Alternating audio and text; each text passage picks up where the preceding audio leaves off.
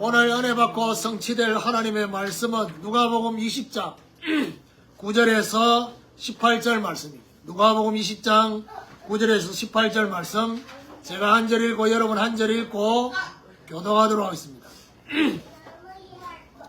그가 또 이 비유로 백성에게 말씀하시기 시작하시니라. 한 사람이 포도원을 만들어 농부들에게 새로 주고 타국에 가서 오래 있다가 때가 이르매 포도원 소출 얼마를 마치게 하려고 한 종을 농부들에게 보내니 농부들이 종을 몹시 때리고 거저 보내었거늘. 다시 다른 종을 보내니 그도 몹시 때리고 능욕하고 그저 보냈거늘. 다시 세 번째 종을 보내니 이 종도 상하게 하고 내쫓은지라. 포도원 주인이 이르되 어찌할까 내 사랑하는 아들을 보내리니 그들이 혹 그는 존대하리라 하였더니 농부들이 그를 보고 서로 운동하여 이르되 이는 상속자니 죽이고 그 일삼을 우리의 것으로 만들자 하고 포도원 밖에 내쫓아 죽였느니라. 그런즉 포도원 주인이 이 사람들을 어떻게 하겠느냐. 가서 이 농부들을 진멸하고 포도원을 다른 사람들에게 주리라 하시니 사람들이 듣고 이르되 그렇게 되지 말지어다 하거늘. 그들을 보시며 이르시되 그러면 기록된 바 건축자들의 버린 돌이 모퉁이의 머릿돌이 되었느니라 함이 어찌미냐. 무릇 이 돌 위에 떨어지는 자는 깨어지겠고 이 돌이 사람 위에 떨어지면 그를 가루로 만들어 흩으리라 하시니라. 교동한 말씀을 가지고 모퉁이의 머릿돌이라는 제목으로 말씀을 전가하기로 합니다. 옆에 번호 인사합시다. 그리스도 중심으로 삽시다. 그리스도 중심으로 삽시다. 지난 주간에 예수님의 근위라는 제목으로 말씀을 받았습니다.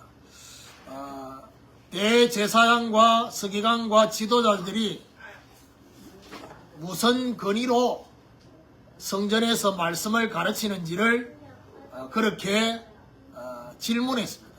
거기에 대한 예수님의 반문이 세례 요한의 세례가 하늘로부터냐 사람으로부터냐 라는 질문이었습니다. 하늘로부터라고 하면 그들이 세례 요한의 사역에 동참하지 않은 것이 드러납니다. 사람으로부터라고 하면 대부분의 사람들이 세례를 받았기 때문에 그야말로 이 지도자를 향해서 돌을 칠까 싶어서 이러지도 저러지도 못하는 그야말로 두리뭉실한 대답을 했다. 우리는 알지 못한다. 누가 준 권세냐? 어떤 권위냐? 예수님이 가진 권위는 영적인 권위라 했습니다. 그리고 사내들인 공의회가 준 권위가 아니라 하나님이 주신 권위. 하나님이 주신 권위이기 때문에 예수님의 권위가 나타나면 반드시 뭐가 회복되느냐? 하나님의 영광이 회복되고 하나님의 형상이 회복된다. 그래서 우리는 어디에 집중하면 되느냐? 예수님의 권위가 저와 여러분하고 어떤 관계가 있는지 성령으로 실제로 우리의 삶에 나타나려고 하면 되냐? 그리스도를 인격적으로 누리면 된다. 문제는 뭐죠? 그리스도를 인격적으로 누린다. 이 말이 어떤 면에서는 알겠지만은 또 추상적인 거죠. 예를 들면 이런 겁니다. 하나님의 얼굴을 대면하도록 기도는 하는데 하나님의 얼굴을 대면하는 게 뭔지를 또 생각할 수 없어요. 하나님의 얼굴을 대면하는 그 중요한 비밀이 바로 예배요, 말씀과 기도입니다. 그러니까 저는 우리 성도들을 놓고 기도할 때 토요일 날은 아예 기도합니다. 어떤 기도합니까? 우리 성도들이 한 주간을 시작하는 첫 시간 주일날 하나님의 얼굴을 예배를 통해서 대면할 수 있도록 예배부터 그리고 하루를 시작하는 그 시간에 말씀과 기도로 하나님을 대면할 수 있도록 그게 바로 저와 여러분 그리스도를 누린다. 인격적으로 누린다. 실제로 저와 여러분 삶에 기도를 통해서 그리스도를 적용하는 오늘 모퉁이의 머릿돌 예수님이 지난 주간에 이어서 또 다른 비유를 말씀하고 있는데 오늘 본문의 내용은 본문의 내용은 포도 농부의 비유입니다. 그래서 어떤 면에서는 제목을 포도 농부의 비유로 잡아도 무방할 정도로 내용 전체가 그런 내용이고, 이걸 다 얘기해 놔놓고 구약의 말씀을 인용한 겁니다. 건축자들의 버린 돌이 모퉁이의 머릿돌이 됐다 라는 걸 인용했어요. 그러면 예수님의 진짜 의도는 뭐지요? 포도 농부 비유를 말씀을 하면서 이것과 모퉁이의 머릿돌하고 연결해서 말하고 싶거든요. 그래서 오늘 본문의 포도 주인이 어떤 내용이냐? 농부들에게 세를 주고 타국으로 가서 오래 있었다 했습니다. 그래서 결산의 때 소출 얼마를 바치게 했습니다. 당연한 게 있죠. 포도 농부에게 세를 줬기 때문에 거기에 대한 실제적인 세를 내도록. 근데 3번의 종을 보냈는데 이들이 어떻게 했냐? 몹시 때리고 능욕하고 내쫓았다 했습니다. 그게 오늘 본문의 내용입니다. 그러다 보니까 포도 주인이 종을 보내니까 이렇구나. 그러면 내 사랑하는 아들을 보내면 저들이 존대하지 않겠나? 이렇게 생각하고 아들을 보냈는데 이들의 반응이 뭐죠? 아들을 죽입니다. 상속자를 죽이면 그의 유산이 우리의 것이 되지 않겠나? 이렇게 말하면서 죽입니다. 오늘 이런 내용을 얘기하시고 난 이후에 건축자들의 버린 돌이 하나님은 모퉁이의 머릿돌이 되게 하셨다. 오늘 이 본문에서 비유기 때문에 어떤 면에서는 이 비유에 대한 의미를 정확하게 알고 저와 여러분에게도 적용되어지고 실제로 우리의 삶에 모퉁이의 머릿돌이 뭔지를 알고 적용하게 되기를 주님의 이름으로 축원합니다. 그럼 첫 번째로 포도 주인과 농부입니다. 9절에 보니까 그가 또 이 비유로 백성에게 말씀하시기 시작하니라. 한 사람이 포도원을 만들어 농부들에게 새로 주고 타국에 가서 오래 있다가, 여기 한 사람이라고 되어 있습니다. 이 한 사람이 누구를 얘기하느냐? 이 비유에 그것은 바로 이 세상의 유일한 소유권을 가지고 계시는 하나님을 상징합니다. 포도원의 농부들은 누구를 상징하느냐? 성전에 모여있는 지도자들. 그게 1차적인 거예요. 그리고 포도원의 농부들은 이 땅에 있는 모든 사람들이 다 포함됩니다.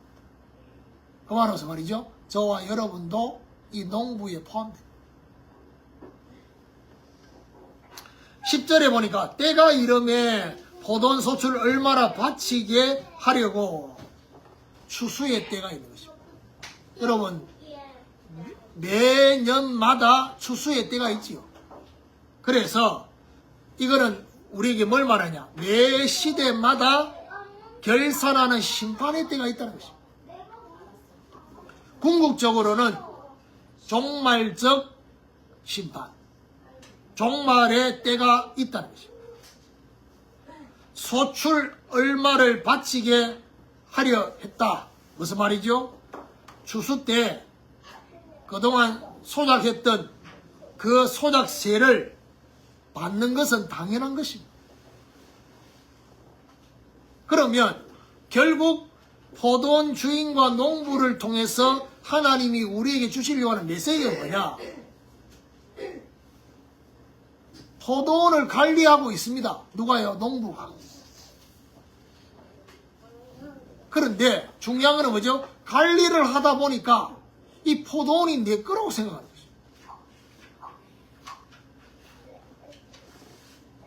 뭘 지금 이 사람들이 잊어버리고 있느냐? 포도원 주인에게 위탁받은, 포도원 주인에게 세를 주고 지금 이걸 포도원 그 일을 하고 있다는 걸 잊어버립니다. 여기서 하나님이 저와 여러분에게 제일 먼저 우리에게 붙잡아야 될 첫 번째 메시지가 뭐냐? 하나님과의 관계 인식입니다. 하나님과 저와 여러분과의 관계를 인식하고 뭐 해야 되냐? 정리를 해야 돼요. 지금 우리에게 주어진 포도원, 우리 인생, 우리의 업, 이게 내게 아닙니다. 우리가 가진 것에 원래 주인이 있음을 뭐 해야 됩니까? 인식해야 돼요. 사람이요, 건강할 때는 내 몸이 내 거라고 생각합니다. 비로소 내가 좀 질병이 오고 아픔이 생기고 이러면요, 그때 비로소 내가 내 마음대로 이 몸을 컨트롤할 수 없구나, 내게 아니구나 압니다. 그래서 바울이 고린도전서에 뭐라면 너희 몸은 하나님의 성령이 거하시는 전인 줄을 알지 못하느냐. 몸이라 했어, 몸. 그 말은 무슨 말이죠? 몸 안에 성령이 영혼 속에 거하고 계시는 성전이기 때문에 몸을 잘 관리해야 돼요. 보호해야 돼요. 그것이 바로 뭐죠? 성전 보호요. 그래서 하나님과의 관계를 인식하는 이것이 첫 번째예요. 그 관계 정리를. 그래서 지금 누가복음에서 지금 19장, 20장 들어오면서 계속 메시지 하는 게 뭡니까? 하나님과의 관계 속에 정직이 의식과 정직이 삶, 이런 메시지가 계속 지금 반복되고 있습니다. 두 번째로 농부의 잘못된 판단과 행동입니다. 10절에 보니까 때가 이름에 포도원 소출 얼마를 바치게 하려고 한 종을 농부들에게 보내니 농부들이 종을 몹시 때리고 그저 보내었거늘. 자, 주인이 누굴 보냈습니까? 종을 보냈습니다. 여러분, 주인이 누구라고 했습니까? 하나님이라고 했습니다. 그러면 하나님이 보내신 종은 누굴 얘기하느냐? 선지자들을. 매 시대마다 하나님은 그 시대에 누구를 보내느냐? 선지자를. 선지자를 통해서 하나님의 메시지가 전달되는데 그 메시지 듣기 싫다는 겁니다. 누가요? 오늘 본문의 포도원 농부가. 어떻게 했습니까? 몹시 때리고 그저 보냈다. 선지자들의 메시지를 받지 않고 몹시 때리고 그저 보내는. 11절에 다시 다른 종을 보내니 그도 몹시 때리고 능욕하고 그저 보내었거늘. 여러분, 앞에 첫 번째 종에서는 뭐라고 말했냐? 몹시 때리고 그저 보냈다 했는데 11절에는 뭐죠? 능욕하고 그저 보냈다. 농부들이 점점 거칠어집니다. 그리고 잔인해지는 모습이에요. 마가복음 15장 17절에 보니까 예수님을 십자가에 못 박을 때 손에는 못을 박지요. 옆구리는 창을 찔렀습니다. 그리고 머리에는 가시관을 씁니다. 그러니까 온갖 고통을, 그거는 예수님에게만이 아니라 여러분 구약의 선지자 이사야 선지자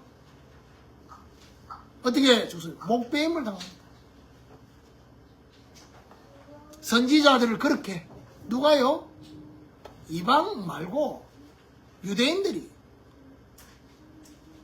자기 민족이 에레미야 선지자는 감옥에 집어넣고 12절에 다시 세 번째 종을 보내니 이 종도 상하게 하고 내쫓습니다. 여러분, 왜 주인이 종을 자꾸 보냅니까? 그것은 하나님이 이들에게 뭘요? 하나님과의 관계를 하도록 하기 위해. 무슨 말이죠? 회개할 기회를 주신 거죠. 회개를 통해서 관계를 회복할 기회를 주셨는데 선지자들을 죽였다. 회개 안 하겠다는 겁니다. 13절에 포돈 주인이 이르되 어찌할까? 내 사랑한 아들을 보내리니 그들이 혹 그는 존대하리라 하였더니, 사랑하는 주인의 사랑하는 아들 보낼 때는, 자 보세요, 이들이 주인의 종들을 죽이는 내보내고 막 몹시 막 능욕하고 하는 이걸 다 들었잖아요. 사실은 이 주인이요 아들을 보낼 때는 모험을 해요. 위험을 무릅쓰고, 어떤 면에서 지금까지 종한테 했는 그대로만 아들한테 해도 이 아들이 당해야 될 수모가 어마어마한데. 14절 15절에 농부들이 그를 보고 서로 의논하여 이르되 이는 상속자니 죽이고 그 유산을 우리의 것으로 만들자 하고 포돈 밖에 내쫓아 죽였느니라. 그런즉 포돈 주인이 이 사람들을 어떻게 하겠느냐? 상속자를 죽이자. 여러분 여기서 뭔 얘기입니까? 포돈 밖에 내쫓았다. 이거는 뭘 말합니까? 예루살렘 성 밖에서 예수 그리스도를 십자가에 죽이자. 여러분 이 골고다 언덕에서 예수님이 십자가를 지셨잖아요. 갈보리산. 거기는요 예루살렘 성 밖입니다. 성 안에서 죽이지 않고 성 밖에서. 결국 이렇게 하나님이 보내신 종에 대해서, 그리스도에 대해서 농부의 잘못된 판단, 잘못된 행동, 이거 저와 여러분 뭔 생각을 해야 되느냐면, 우리가 하나님과의 관계 속에서의 인식과 정리가 안 되어야 되느냐? 우리도 잘못된 판단과 행동을 할 수 있다. 그걸 알아야 돼. 물론 오늘 본문에 이 등장하는 이 사람들처럼의 판단과 행동이 아니라 할지라도, 저는 지난 주간에 또 최근 들어 계속 드는 생각이 있습니다. 여러분 우리가 뭐 때문에 하나님의 인도받는데 헷갈리고 복잡합니다. 그건 간단합니다. 이게 내 생각인지 하나님 주신 생각인지 마귀가 준 생각인지를 구분 못하기 때문이죠. 구분하려고 하니까 더 헷갈리는 겁니다. 아예 구분을 안 하고 내 생각이 하나님 생각이라고 해버리면 이게 또 어디로 가버리냐? 극단적 신비주의로 가버립니다. 치우치입니다. 또 반대로 이게 내 자아가 살아있지 않으면 뭐야 됩니까? 생각이 전부 다 뭐지요? 사단이 이용할 가능성이. 그러면 뭐야 됩니까? 이러지도 못하고 저러지도 못하고. 그래서 뭔 기도와 뭔 은혜가 임해야 되느냐 하면요, 우리에게 들어오는 생각이 있죠. 이 생각에 대한 구분이 필요합니다. 무슨 말이냐 하면 하나님이 주신 생각인지 마귀가 준 생각인지 그냥 내 생각인지 이 구분해야 돼요. 이게 구분됩니까? 구분됩니다. 기도하면. 근데 참고로 일단 기본적으로 내가 가지고 있는 생각이 있을 거 아닙니까? 근데 거기서 여러분 자세히 하루를 살다 보면요, 여러분 예를 들면 안마 의자에도 내가 앉아서 기도할 때도 기도만 하는 게 아니고 중간에 막 생각들이 지나갑니다. 그러면 이 생각하지 말아야지라고 하지 말고 내 생각이 지금 어디로 가고 있는지, 그리고 이 생각이 과연 누가 준 건지를 한번 생각을 해봐야 돼요. 근데 대부분의 사람들은요, 그 생각 안 합니다. 그냥 생각이 들어옵니다. 근데 다행인 사람들은 문제의식이 없는 사람도 있잖아요. 들어왔는데 그냥 지나가 버려요. 그럼 어떻게 됩니까? 문제 없어. 근데 문제가 많은 사람 있잖아요. 이 말은 실제 상황이 문제가 많은 게 아니고 늘 문제라고 생각하는 사람들의 특징이 뭐냐? 들어와가지고 이게 안 나가. 여기서 집을 짓는다니까? 생각 속에서. 그래서 뭐가 필요하냐? 이 생각이 하나님이 주신 생각이냐? 마귀가 준 생각이냐? 그래서 성경은 바울이 뭐라고 합니까? 기도로, 감사함으로 하나님께 아뢰면 하나님이 마음과 생각을 평강으로 뭐요? 지키시리라 했어요. 우리 보고 뭐라고 말하냐? 생각을 많이 하라고 안 하고 뭐죠? 생각나게 하실 것이요? 생각을 지키시리라 했어요. 누가 이걸 지킬 거냐는 것이. 오늘 본문에서 잘못된 판단과 행동은 결국 무슨 말이죠? 잘못된 생각이 있어요.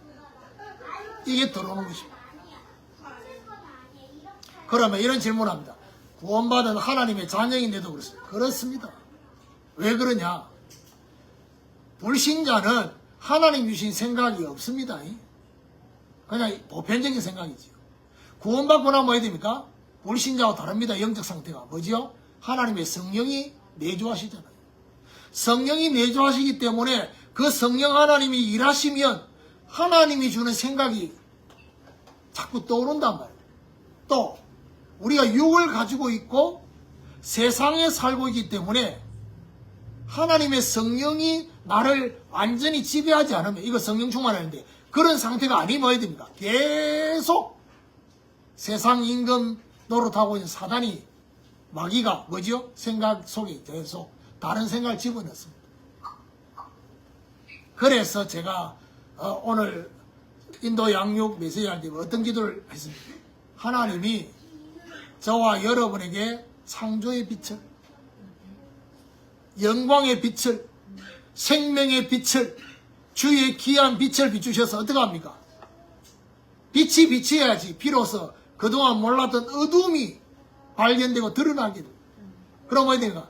생각이 정리정돈되는 것입니다. 세 번째로 버린 돌이 모퉁이의 머릿돌입니다. 15절에 보니까 포도원 밖에 내쫓아 죽였느니라. 그런즉 포도원 주인이 이 사람들을 어떻게 하겠느냐? 여러분, 포도원 주인이 이 사람들을 어떻게 하겠느냐라고 말하면서 16절에 와서 그 농부들을 진멸하고, 그러면서 뭐라고 말합니까? 다른 사람들에게 주리라 하시니. 여러분, 포도원을 다른 사람에게 준다. 이 본문을 가지고 생각해 할 수 있는 메시지가 뭡니까? 복음이 이제 유대인에게서 이방인으로 갑니다. 그런 의미가 그 안에 있습니다. 17절에 그들을 보시며 이르시되 그러면 기록된 바 건축자들의 버린 돌이 모퉁이의 머릿돌이 되었느니라. 건축자들, 자, 오늘 본문의 말씀은 포도원 농부, 똑같은 개념입니다. 그런데 건축자들이 그 버린 그 돌이 무슨 말이죠? 건축자들의 잘못된 판단으로 복음을 버린 것, 복음을 버렸다는 것입니다. 그 돌이 모퉁이의 머릿돌이 된다. 이건 뭘 말합니까? 하나님이 예수를 이스라엘과 인류의 머릿돌이 되게 하시다. 이거는 여러분, 모퉁이의 머릿돌이란 말은 일단 모퉁이는 중심을 말하고 머릿돌이란 말은 뭐죠? 주인을 말합니다. 그리스도가 주인인 머리. 여러분, 그리스도 중심으로 인생의 집이 지어지는. 일단 아셔야 될 거는 내가 내 인생의 집을 지으면 어떡합니까? 저와 여러분의 수준이 뻔합니다. 그러니까 어떤 면에서는 지금까지 우리가 살아왔고 지금 현재의 이 모습은 뭐죠? 우리 수준의 결과입니다. 그러면 남아있는 인생의 우리의 집을 그리스도 중심으로 집을 지어야 되느냐? 일단 저와 여러분의 수준이 업그레이드 됩니다. 우리 수준을 넘었습니다. 그리스도 중심으로 복음과 말씀 중심으로 저와 여러분 집을 짓게 되면 어야 되느냐? 절대로 무너지지 않습니다. 그리고 뭐죠? 사라지지 않습니다. 그리고 중단되지 않고 빼앗기지 않습니다. 오늘 이런 중요한 본문의 말씀을 제대로 깨닫고 그리스도 중심으로 저와 여러분 인생의 집을 짓는 축복이 있기를 예수 그리스도 이름으로 축원합니다.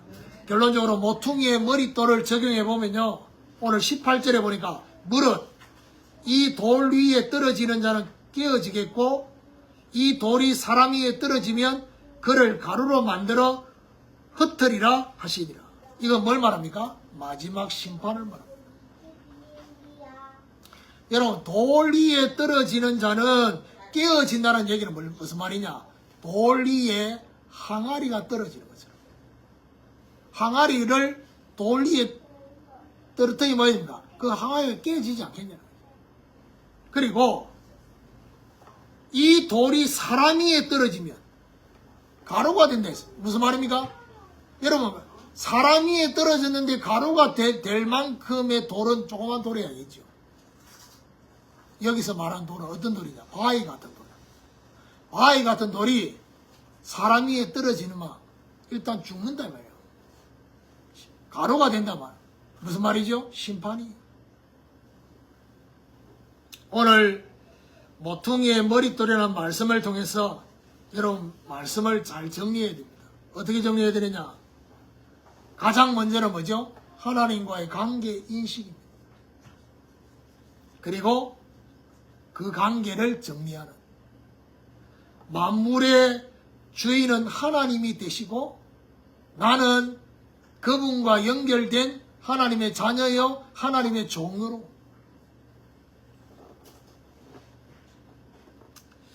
오늘 농부들의 잘못된 그 판단처럼요, 오늘 우리가 잘못된 착각을 하고 있지는 않는지. 그게 바로 뭡니까? 하나님이 저와 여러분에게 맡겨주신 것을 내 것으로 착각해서는 안 된다는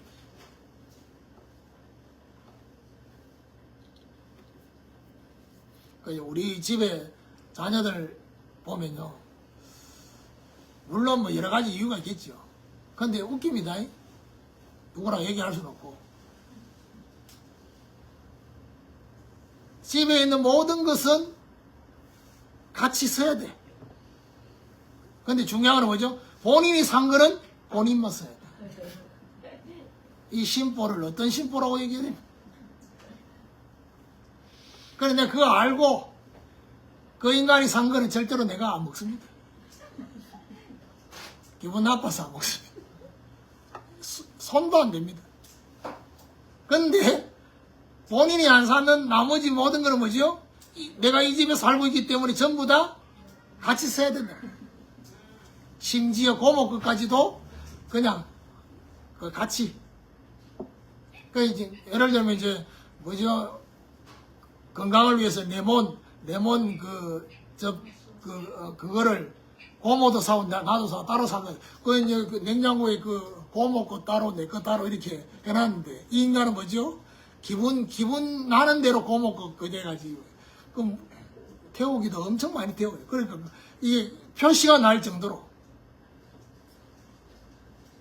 그래서 내가 얘기했지, 왼쪽 거는 아빠 거고 오른쪽 거는 고모 거다. 그 얘기하니까 뭐라고 말하느냐? 그게 뭔 의미가 있냐? 그냥 뭐 그렇게 말을 하면서 본인이 산 거는 못하지. 이 예를 왜 듭니까? 내 것이, 나에게 주어진 것이 내 거라고 착각해서는 안 된다. 잘못된 판단은 뭘 말합니까? 하나님이 주시는 메시지에 회개의 반응을. 그러니까 여러분, 내가 하나님과의 관계가 지금 제대로 되고 있으면요, 그 관계 회복하라는 메시지를 하면요, 이게 더 우리에게 생명적으로 감사로 기쁨으로 더 발전이 됩니다. 그런데요, 관계가 제대로 안 돼 있으면요, 관계가 안 되고 있는 걸 얘기하잖아요. 그러면요, 어떻게 이게 내가 받게 되느냐? 나를 자꾸 찌른다. 찔른 게 아니고 중요한 건 뭐죠? 찔림을 당한 겁니다. 이 표현을 정확하게 하셔야 돼요. 찌른 것이 아니라 내가 오늘 이 말씀에 찔림을 당한 건 다행입니다. 영적 상태가. 찔림이 오는데 안 받아. 이걸 보고 뭐죠? 이상한 6월절이라고. 패스오버. 넘겨. 이 말씀 내 말씀 아니에요.